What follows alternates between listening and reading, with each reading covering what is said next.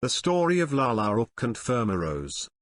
This story already existed in the oral traditions of Kashmir, and the way Richard Temple went to the people and collected the stories from Punjab and translated them into English, and then the local researchers and translators translated them into Urdu and other languages of India and Pakistan.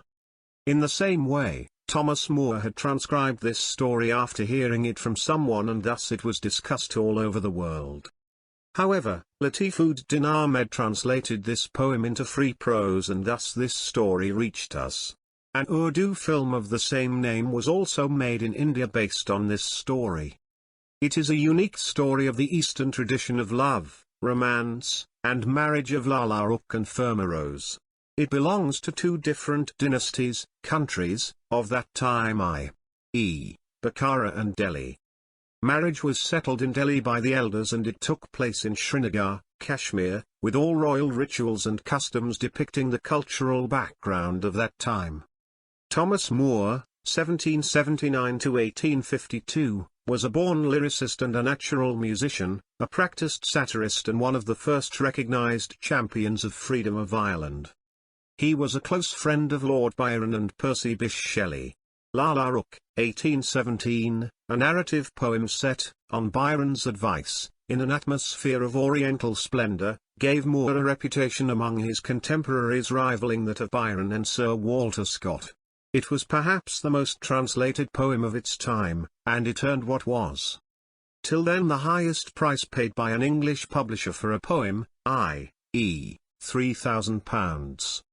He was the first poet to compose this story who wrote a fictional romance of 4 narrative poems and a connecting tale about Lala Rukh in 1817. In all the 4 tales, Fermaroz is the narrator, orator, artist, singer and poet who accompanies and entertains the Mughal princess Lala Rukh from Delhi to Srinagar. Moore's poem captured the popular imagination with its rendering of exotic scenes and colorful images from the distant Orient. More importantly, it introduced the Valley of Kashmir to the Western world. In the early 1900s, the story of Lala Rukh made Florence Parbury restless until she traveled to Kashmir, where she sketched and painted its natural beauty. She devoted extensive space in her book to the story by Moore.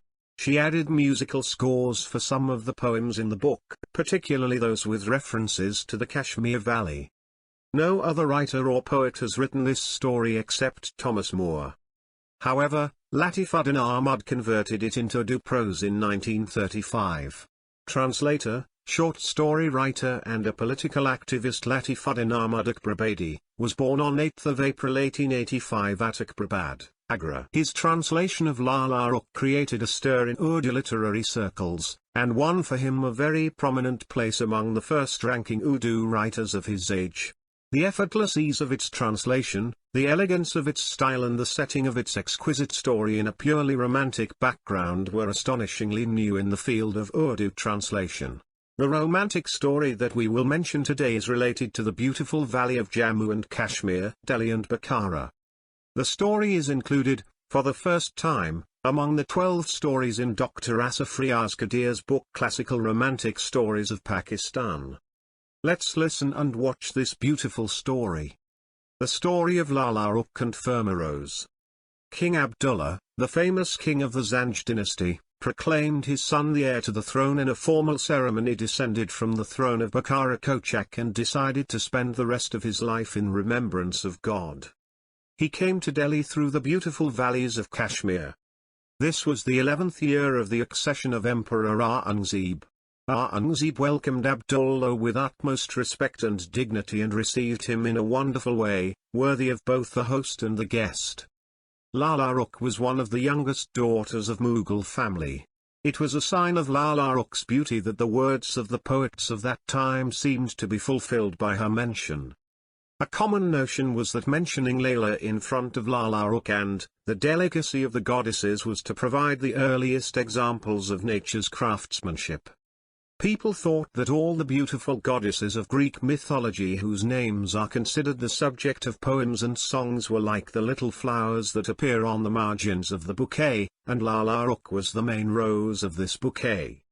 Abdullah decided to marry his son with Lala Rukh, and it was also agreed between both the families that the wedding ceremony would be performed in the beautiful valley of Kashmir, and the bride and groom, after staying in this paradise for a few days, would return to the capital Bukhara. That day was also strange when the princess left for Kashmir. Every bazaar in Delhi was adorned with the curtains of satin and brocade, and it was known that all the gold and silver of India had been hung on the walls. Beautiful and well-dressed groups of children were seen scattering flowers along the procession route, reminiscent of the ancient Iranian Gulafshan ritual. It was as if a caravan of happiness had passed by carrying a pile of musk. Hundreds of decorated boats floated on the clear waters of the Jumna as if they were colorful waves of water. Lala Rukh made vows for the poor and needy and rode in a sad mood to go to Kashmir. The grandeur with which this procession was set off was a sight which the sun had never seen. From the royal palace to the gardens on the outskirts of the city, there were a series of festivities. All the nobles and members were in procession with pomp and splendor, and Princess Lala Rukh sat silently in her palanquin like a beautiful statue. There were light pink silk pipes on the windows of the courtyard. Tatar and Kashmiri features, riding on white Arabian horses, were specially arranged by the king of Bukhara to walk in front of the princess. In the early days of the journey, for the delight and interest of Lala Rukh, who had spent her entire life in the shade of Delhi's royal lawns, the changing scenery was certainly a feast.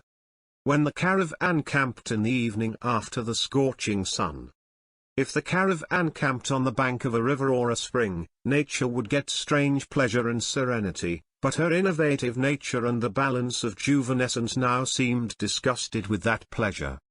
The humor of the characters and the great spectators, however, were able to dedicate the moments of their awakening when the proud difference was not familiar to them.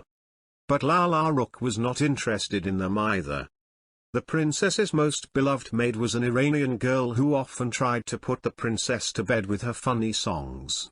In her intoxicating tone, this maid used to recite the love story of Wamik and Azra and sometimes the love story of Shirin and Farhat, but now Lala Rukh did not enjoy any of her stories. She began to look sad and sick. When the medicine did not work, to alleviate the situation, one came up with the idea of summoning the young poet who was famous for his good humor, who came with the servant sent by the king of Bukhara.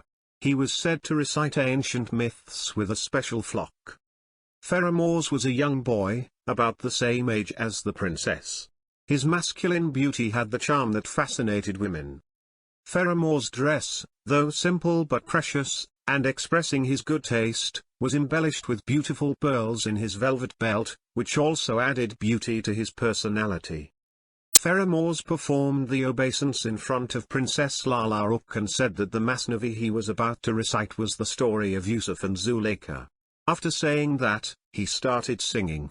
Princess Lala Rukh was so moved by the story of Zuleika's great failed love and the narration of tragic fate that she was preoccupied with it all the day and regained her composure. While the royal caravan was passing by a river, the princess saw a Hindu girl. The princess was surprised to find her in such a lonely place. The caravan stopped and she wanted to see what the girl was doing. The Hindu girl lit a small ghee, oil, lamp and placed it on a plate and decorated it with a garland of flowers. After that, with trembling hands, it was handed over to the waves of the river and a picture of Bhim and Raja, hope and disappointment, was made as she kept watching its flow. The splendor of the royal caravan did not attract the attention of that girl, which left Lala Rukh very surprised and amazed. A man from amongst the servants, a resident of a place on the banks of the Ganges River, appeared before the princess and explained that it was a custom among Hindu women to cast a spell on their loved one's return home or their well-being. It is used to dispel doubts and superstitions. On the banks of the Ganges, where Hindu women and girls take such omens, this sight is often seen. If the lamp goes out or sinks, it is considered ominous, but if the lamp stays bright and disappears from view, the health and return of the lover is considered certain. The caravan left, but Lala Rukh kept looking at the Hindu maiden's lamp again and again, and when she saw the lamp for the last time, she was very happy because she thought that on the protection of the lamp the life of a maiden depended. She felt that the hopes of that girl were as weak as the flame of that lamp. When the caravan stopped, Fermaroz was called in and he began to tell the rest of the story. Coincidentally, some unusual accidents happened on the trip. First of all, there was such a mess in the postal system that the mangoes from Masjane, which used to come for the royal dinner, did not arrive on time, and some sugar pots that were very expensive and had been in use of ancient kings of China, got broken by the negligence of the servants. So much so, the cook put red pepper instead of black pepper in her meal one day. In all these circumstances, one could easily guess what would have happened to the chief organizer of the caravan, Fazluddin, who was listening to the Masnavi sitting by the tent. So he quickly started dropping his pearly beads. When the Masnavi was over, Princess Lala Rukh asked him for his opinion. Fazluddin said, "Although the style of Masnavi is captivating, there is no new literary innovation in it that can replace the generality of the imagination, and there are no such wordings that make it meaningful and beautiful. Now the poetic aspect, so if there is not much evil to be done about it, then it is enough. It has neither the inspirational flow of Ferdowsi, nor the natural sweetness of Hafiz, nor the unparalleled smoothness of Saadi." Lala Rukh liked Fermaroz's narrated Masnavi very much and wanted to order another from him, but after hearing Fazluddin's statement her courage seemed to be unable to do so. The caravan then reached a valley. This was the place that was decorated a few years ago during the visit of Lala Rukh's elder sister Princess Roshanara to Kashmir. The princess was very impressed to see this place and said, "I think this place is the abode of the goddess of spring, who is worshipped in the temples, or here are the fairies whose only food is flowers." Fermaroz took advantage of this and said, "I remember a little fairy tale. Let me tell if the princess gives permission." Fazluddin did not say anything, and Princess Lala Rukh liked the readiness of the Fermaroz with a smile, and the Fermaroz raised the rhubarb and started singing the story, which was written in the form of a poem. When this poem was over, Princess Lala Rukh looked at the chief administrator again as if asking for his opinion. The chief administrator of the caravan said, "Don't understand how our tears can be taken away. The existence of a fairy and the personality of the poet who wrote this Masnavi are both incomprehensible beings. In short, it is a waste of time to discuss such irrefutable superstitions." Lala Rukh tried to soften this harsh criticism and said, "The class of poets is very tender-hearted and sensitive. The sweetness and eloquence of their words and images should not be underestimated by such severe criticism." Early in the morning, the caravan reached the next stop, where numerous monuments, tombs, monasteries, and mosques showed that the world of death is also a world of happiness. Lala Rukh's imagination would also have been greatly affected by this mantra if other feelings had not already taken possession of her heart. Arriving there, Shah Bakkara's messenger was presented to the princess, who said that the king himself was arranging for the welfare of Kashmir Valley and reception of the princess. This message, which could only fill the heart of a bride with the imagination of love and happiness, changed the blood in the veins of Lala Rukh to ice bars.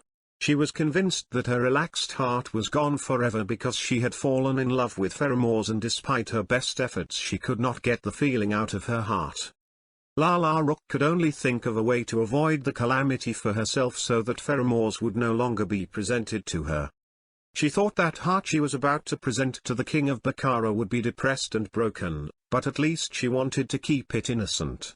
So she agreed to erase the dream of love from her heart. One evening, Lala Rukh was riding an Arabian horse for a breath of fresh air. Passing by a clump of trees, she heard the sound of a flute and singing. She knew that voice very well. She stopped there and listened to the enchanting song.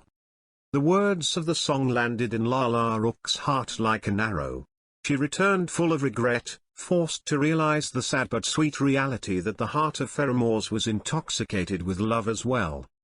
The next day, while the caravan was passing through the intricate valleys and mountains of Kashmir, she saw a place that made her wish she could have such a life in the valley that was full of love.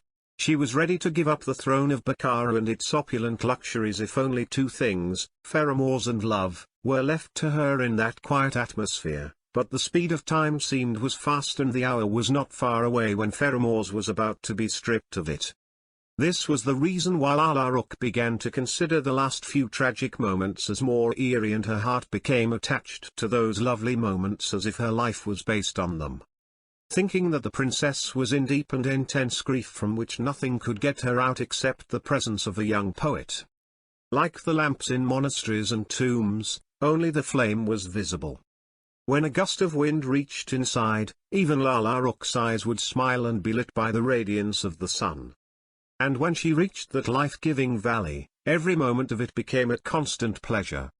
When Fermaroz would be in her presence all day. Therefore, she was happy like the people of Zanj who are always happy with the blessed effect of a star which rises on their heads every night and leaves the effects of good fortune. One evening, in the company of the princess, Queen Noor Jahan was being mentioned. Fermaroz said, "I remember a very short poem, the heroine of which is Queen Noor Jahan." There was a difference of opinion, which resulted in separation, which ruined their lives for a few days. However, these hours of separation soon turned into extinction. Since nothing could have been happier for Lala Rukh, she wanted to hear the incident with a smile of joy which the Fermaroz started narrating. The caravan was now descending the slopes of the mountains that separate Kashmir from the rest of India. The hours of stay were as short as were necessary for rest. Therefore, Lala Rukh did not get a chance to see the Fermaroz. He realized and charmingly realized that his happy life had come to an end. And now he has nothing left but the memory of those moments. The women of the harem realized the fact and wondered what the king of Bukhara would say after seeing her. The princess for beauty of whom the poets of Delhi had said too much. If something could have alleviated his grief, first of all, it could have been the valley of Kashmir the matchless, but the mild climate there did not have any pleasant effect on him. The women around Lala Rukh were delighted by the decorations of the streets and the spectacle of fireworks. And they concluded that the king of Bukhara was a man of refined temperament and that he would be the perfect husband of the princess. The hour of the wedding celebration was set on the second morning of the arrival of the princess, and on that day the king was going to be happy for the first time after seeing his bride Princess Lala Rukh. The emperor's palace, Shalimar, was located on the other side of the lake. However, in that valley of happiness, no night before that night would have been spent for anyone other than Lala Rukh. Full of dreams and chaos. In the morning, when Lala Rukh got up from the bed and the maids came to adorn her with her wedding dress, she saw for the first time that the princess had not been known for her charm even before that time, because sometimes sadness and grief was added to the beauty. When the maid had given her fingers the color of henna and adorned her forehead with a minimalist chandelier, she was carried to the royal barge, which on the other side of the lake was a picture of the glorious wedding waiting. The procession of boats came out of the lake and entered the canal, which was to reach the majestic domes and chambers of Shalimar, and on either side of which were adorned with flower beds of gardens. The murmur of the boats was passing through the gentle, garden-like atmosphere which kept the air submerged in perfume, and the water of the fountains in the middle of the canal was rising in a state of calm continuity. These were the pillars of diamonds on which the sun shone. On the one hand, preparations were going on, and on the other hand, Lala Rukh's steps were getting cumbersome. Fermaroz was in her heart. She kept thinking about him and thinking that the man she was marrying was a stranger. How will she be able to love him? How will she be able to give him a place in her heart, because her heart is full of Fermaroz? His poetry, his rhubarb, his simplicity, truthfulness, innocency had made permanent place in her mind. She tried to shake the idea of Fermaroz again and again, but she couldn't do it. After fixing the arches of various houses, the caravan of Lala Rukh reached the place where the king was waiting for the arrival of his bride, and which was the best area in all the palaces. It was a sign of Lala Rukh's heartbeat and body trembling. It was difficult to get down from the gravel and reach the marble staircase. In the last part of the house, there were two royal thrones, which in their value were equal to the turquoise throne of Gulbarga. One of them was ruled by Shah Bakara and the other throne was reserved for Lala Rukh. As soon as she entered the chambers, the king ascended the throne and proceeded to make his way to the floor in the reception of his beautiful queen, and with difficulty, he took the princess's hand in his delicate hand. The princess's eyes widened in surprise. Ah! It was the Fermaroz who stood before him. The Fermaroz was Shah Bakara himself and the Shah Bakara himself was Fermaroz, who disguised himself and reached Delhi with his sent servant and from there accompanied the princess to Kashmir. With this journey and transformation, his heartfelt intention was to get the real love of Lala Rukh before marriage and that he got in a lovely fictional style. Suffice it to say that Lala Rukh never addressed the king by any name other than Fermaroz.